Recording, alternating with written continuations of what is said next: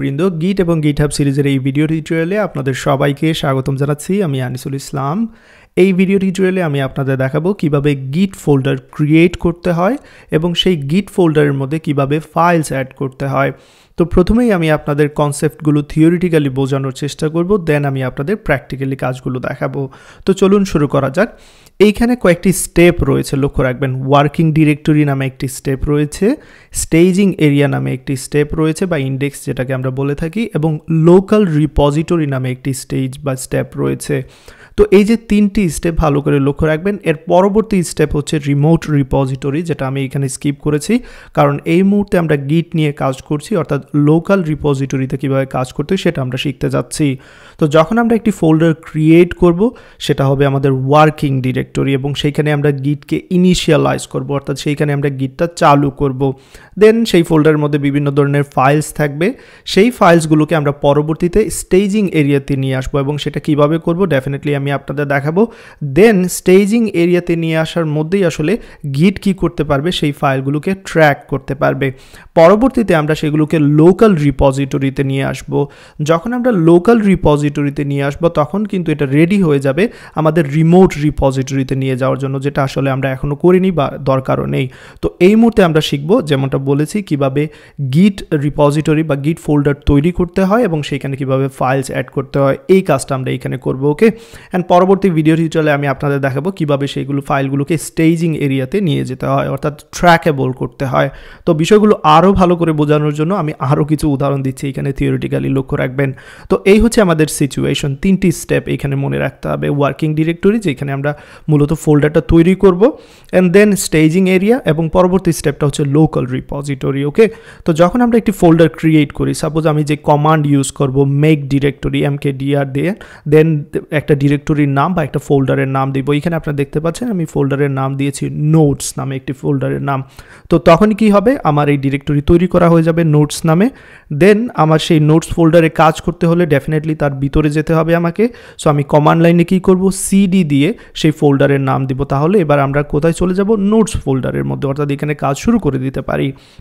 তো পরবর্তীতে যখন আমি এই কমান্ডটা দেবো, যেটা দেখতে পাচ্ছেন এখানে ls দেন -a, তো এই কমান্ডটা দেওয়ার মানে কি, যে এই নোটস ফোল্ডারে কি কি আছে সেটা আমরা দেখতে চাচ্ছি। তো ইনিশিয়ালি হয়তো বা এখানে ডট ডট ডট ডট এরকম দুইটা ফাইল দেখতে পারবেন, যেগুলো এই মুহূর্তে আমাদের জানার বা বোঝার কোনো দরকার নেই। বাট এখানে আসলে আমাদের গিট তখনও পর্যন্ত থাকবে না। আমাদের যে গিট আমাদের ফাইলটা দরকার, যেটার মাধ্যমে আমরা কি করতে পারবো, ভার্সন কন্ট্রোল করতে পারবো, সেটা কিন্তু এখন আমরা তৈরি করিনি। তো সেই জন্য আমাদের গিটটাকে ইনিশিয়ালাইজ করতে হবে, অর্থাৎ চালু করে দিতে হবে। সো সেই জন্য কমান্ডটা কি এখানে দেখতে পাচ্ছেন আপনারা, গিট ইনিট। সো গিট ইনিশিয়ালাইজ যদি আমি পূর্ণ রূপ বলে থাকি এখানে। তো যখনই আমরা এই কমান্ডটা দেব, গিট ইনিট দেব নোটস ফোল্ডারের মধ্যে, তখনই কি হয়ে যাবে, এই ফোল্ডারটা আমাদের গিট ফোল্ডার হয়ে যাবে। তো আশা করি এতটুকু নিশ্চয়ই বুঝতে পেরেছেন। এবার যখন আমরা lsa দেব তখন দেখতে পারবো যে আমার নোটস ফোল্ডারের মধ্যে .git নামে একটি ফাইল রেডি হয়ে গেছে। তো আশা করি কিভাবে ফোল্ডার তৈরি করতে হয় এবং সেটাকে গিট ফোল্ডার হিসেবে বানাতে হয় সেটা আপনারা বুঝতে পেরেছেন। গিট ফোল্ডার আমার, সেটাকে যদি আমি গিট ফোল্ডারটা তৈরি করতে চাই তাহলে একটি ফোল্ডার প্রথমে তৈরি করব, দেন তার মধ্যে গিয়ে গিট ইনিট দিয়ে দেবো, দ্যাটস ইট। তাহলে সেটা হয়ে যাবে আমার গিট ফোল্ডার। দেন এটার মধ্যে আমরা এবার কি করব, ফাইল সেট করতে চাইবো। এই মুহূর্তে হয়তো আমার এখানে একটি ফাইলস থাকবে .git, যেহেতু আমি গিটটাকে ইনিশিয়ালাইজ করেছি। তো আমাদের যেহেতু নতুন নতুন ফাইল নিয়ে কাজ করতে হবে, সে ফর এক্সাম্পল প্রথমে আমি কি করলাম, lsa দিলাম এইখানে -a দিয়ে, তাহলে দেখতে পারবো যে একটি মাত্র ফাইল রয়েছে .git নামে সাপোজ।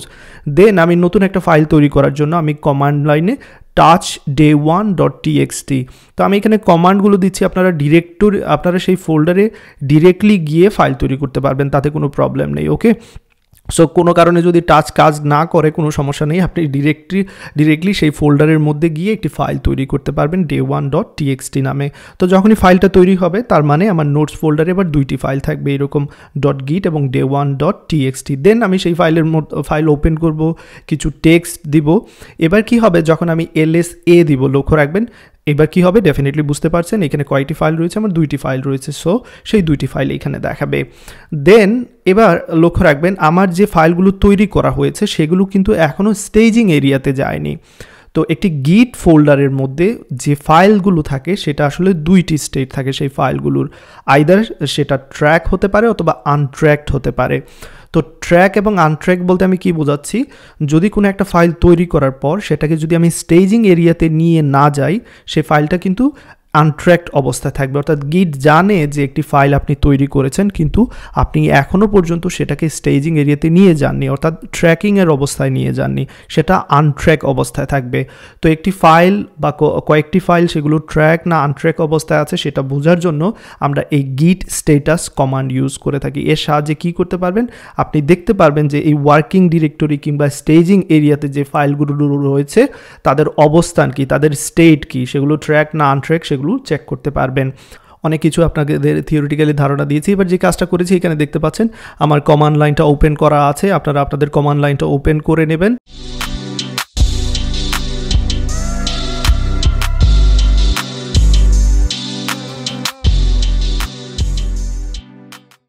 তো এবার এখানে যে কাজটা করব, প্রথমে আমি দেখে নিতে পারি যে আমি কোন ডিরেক্টরির মধ্যে রয়েছি। সেটা ডেফিনেটলি কীভাবে করতে হয় সেটা আশা করি আপনারা জানেন, PWD মানে প্রেজেন্ট ওয়ার্কিং ডিরেক্টরি। তো আমি দেখতে পাচ্ছি আমার রুট ফোল্ডারে রয়েছি, রুট ডিরেক্টরিতে রয়েছি। এবার আমি চাচ্ছি ডেস্কটপে চলে যেতে। সো আমাকে যে কাজটা করতে হবে, আমি দেখে নিই, LS দিয়ে দেখে নিতে পারি যে কী কী ডিরেক্টরি রয়েছে এর মধ্যে। দেখতে পাচ্ছি এখানে ডেস্কটপ রয়েছে, তো সেই জায়গায় আমি যদি মুভ করতে চাই তাহলে আমাকে ডেফিনেটলি তার নামটা চেঞ্জ ডিরেক্টরি দিয়ে দিতে হবে, অর্থাৎ আমি সেইখানে যেতে চাচ্ছি।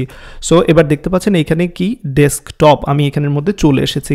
তো এবার আমি LS দিয়ে চেক করে নিতে পারি এখানের মধ্যে কি কি রয়েছে।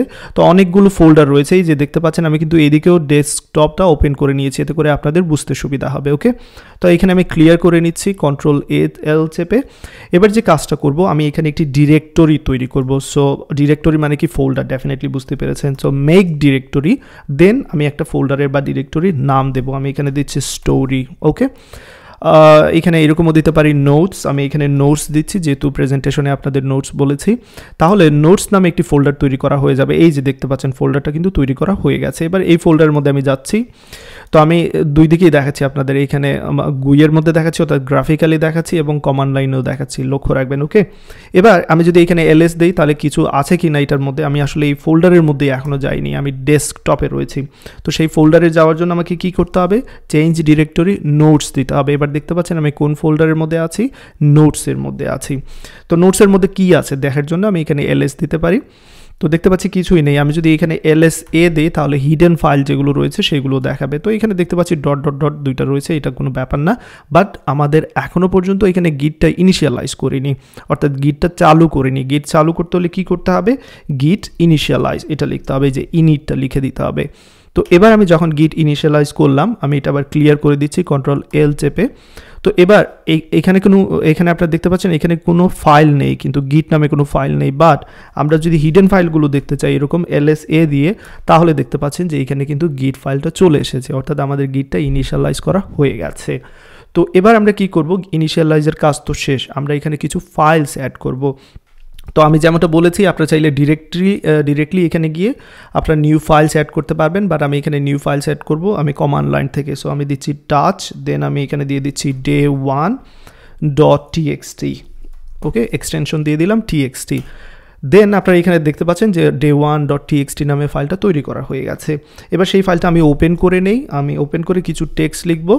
সো ওপেন করা হয়ে গেল ফাইলটা, আমি এখানে দিচ্ছি দিস ইজ day1, আমি কিছু টেক্সট লিখে নিলাম এন্ড সেভ করে নিলাম। সেভ করার পর এটাকে আমি ক্লোজ করে দিচ্ছি।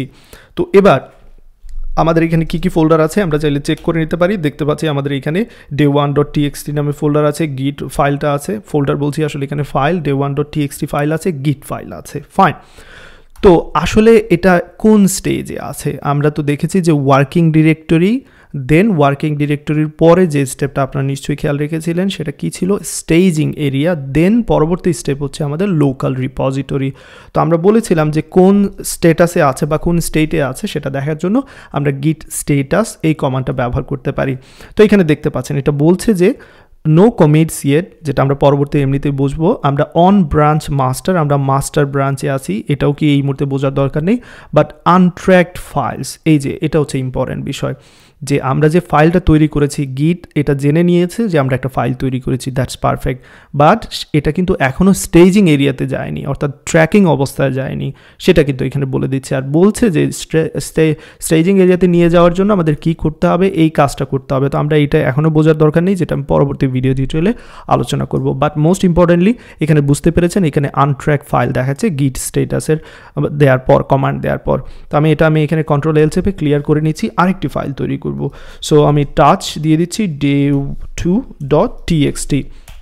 এবার যে কাজ করব এখানে এই ফাইলটা আমি ওপেন করব। সো ওপেন, দেন দিচ্ছি day2.txt। এখানে ডে নামে দুইটা আছে, সো আমি day2.txt-কে ওপেন করলাম। এখানে বলে দিচ্ছি this is day2। Okay, that's it, save করে নিলাম। এবার আমি এটাকে ক্লোজ করে দিচ্ছি। আবারও আমি চেক করব যে কি অবস্থায় এখানে রয়েছে ফাইলগুলোর। সো সেগুলো কি ট্র্যাকিং অবস্থায় আছে নাকি আনট্র্যাকিং অবস্থায় আছে। ডেফিনেটলি ট্র্যাকিং অবস্থায় থাকার কথা না, কারণ আমরা সেগুলোকে এখনও স্টেজিং এরিয়াতে নিয়ে যাইনি। তো গিট স্টেটাস দিলাম, দেখতে পাচ্ছেন এবার আমার আনট্র্যাক ফাইল আছে দুইটি, এখানে day1.txt, day2.txt। সো যখনই আমি এইগুলোকে স্টেজিং এরিয়াতে নিয়ে যাব তখনই কি করতে পারবে, গিট এগুলোকে ম্যানেজ করতে পারবে, এই ভার্সনগুলো কন্ট্রোল করতে পারবে। সো আমরা দেখব পরবর্তী ভিডিও টিউটোরিয়ালে কিভাবে স্টেজিং এরিয়াতে নিয়ে যেতে হয়, সেটা আমরা শিখব পরবর্তী ভিডিও টিউটোরিয়ালে। এবং যদি সময় পাই পরবর্তী ভিডিও টিউটোরিয়ালে দেখাবো স্টেজিং এরিয়া থেকে কিভাবে লোকাল রিপোজিটরিতে নিতে হয়, এই দুইটা কাজ দেখানোর চেষ্টা করব। ওকে, তো ততক্ষণ পর্যন্ত সবাই ভালো থাকবেন, ধীরে ধীরে প্র্যাকটিস করতে থাকুন। আমি কিন্তু খুবই ধীরে ধীরে এবং ডিটেলসে যাওয়ার চেষ্টা করছি যাতে করে প্রত্যেকটা বিষয় আপনারা ভালোভাবে বুঝতে পারেন।